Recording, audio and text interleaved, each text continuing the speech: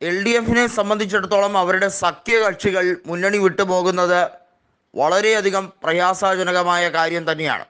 ഇപ്പോഴത്തെ സാഹചര്യത്തിൽ പിണറായി മന്ത്രിസഭ മുന്നോട്ട് പോകുന്നു എന്നുള്ളതല്ലാതെ അതിലെ സഖ്യകക്ഷികൾക്ക് ഒട്ടും തന്നെ ഇടതുപക്ഷത്തിൻ്റെ രീതികളോട്, അവരുടെ നയങ്ങളോട് ഒരു രീതിയിലും താതാത്മ്യം പ്രാപിക്കാൻ കഴിയില്ല. CPIക്ക് പോലും എല്ലാ തരത്തിലും മടുപ്പ് തോന്നിക്കഴിഞ്ഞിരിക്കുന്നു. എല്ലാ വിഷയങ്ങളിലും CPI എതിർപ്പുമായി മുന്നോട്ട് വന്നിരിക്കുന്നു. അപ്പോൾ പിന്നെ ചെറു പാർട്ടികളുടെ കാര്യം പറയേണ്ടതുണ്ടോ? BJPയുമായി ചില പാർട്ടികൾക്ക് സഖ്യമുണ്ട് ദേശീയ തലത്തിൽ എന്നുള്ളത് കൊണ്ട് തന്നെ അവരുമായി അടുപ്പം കാത്തു സൂക്ഷിക്കുന്നതിനെ കൃത്യമായും നിശ്ചിതമായും രാഷ്ട്രീയപരമായി ഒക്കെ അതിനെ കുറ്റപ്പെടുത്താൻ കോൺഗ്രസ്സിന് എല്ലാ അർഹതയും ഉണ്ട് താനും. ഇവിടെ എടുത്തു പറയേണ്ടത് ജനതാദൾ സെക്കുലറിലെയും NCPയിലെയും പ്രമുഖരായ നേതാക്കൾ UDFിലേക്ക് ചേക്കേറാൻ പോകുന്ന കാര്യം തന്നെയാണ്.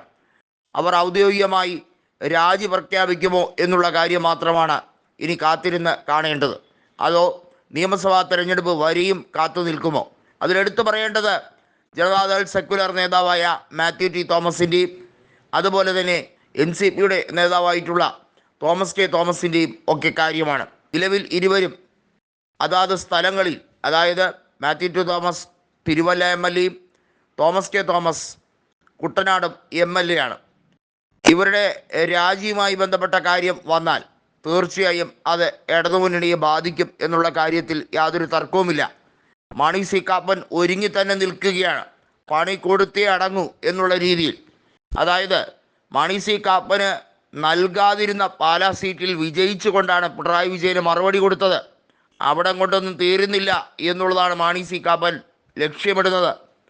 കൃത്യമായും കേരള കോൺഗ്രസ് എങ്ങനെയാണോ ഇന്ന് അടപടലം പൊളിഞ്ഞത്, അതുപോലെ തന്നെ ബാക്കിയുള്ള സഖ്യകക്ഷികളെയും പൊളിക്കാൻ തന്നെയാണ് കൃത്യമായും UDFിൻ്റെയും നീക്കം.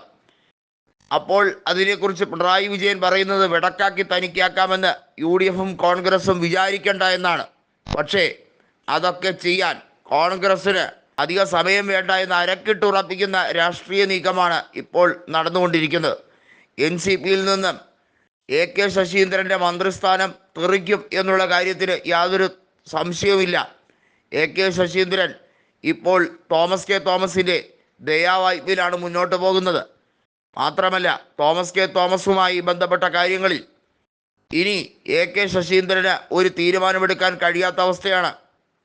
പാർട്ടി മൊത്തത്തിൽ കൈപ്പിടിയിൽ ഒതുക്കി കഴിഞ്ഞിരിക്കുന്നു തോമസ് കെ തോമസ്. അതേസമയം തന്നെ മന്ത്രി കൃഷ്ണൻകുട്ടിയെയും വരച്ച വരയിൽ നിർത്തുന്ന രീതിയിലാണ് മാത്യു ടി തോമസിൻ്റെ നീക്കം. മാത്യു ടി തോമസ് കൃത്യമായും BJPയുടെ കൈപ്പിടിയിലായി കഴിഞ്ഞിരിക്കുന്നു എന്ന രീതിയിൽ UDF വലിയ തോതിൽ പ്രചരണം നടത്താൻ പല സ്ഥലങ്ങളിൽ ഒരുങ്ങുമ്പോൾ കോൺഗ്രസ് ആണ് അതിനെ തടഞ്ഞത്. UDFിലെ സഖ്യകക്ഷികളിൽ പലർക്കും കൃത്യമായിട്ടുള്ള വിയോജിപ്പുണ്ട്. എന്നാൽ കോൺഗ്രസ് ആണ് മാത്യു ടി തോമസ് കൃത്യമായും UDFിലേക്ക് എത്തും, ദേശീയ തലത്തിലുള്ള സഖ്യത്തിൻ്റെ കാര്യമൊന്നും നമ്മളിപ്പോൾ ആലോചിക്കുക വേണ്ട എന്നുള്ള രീതിയിലാണ് പ്രഖ്യാപിച്ചിരിക്കുന്നത്.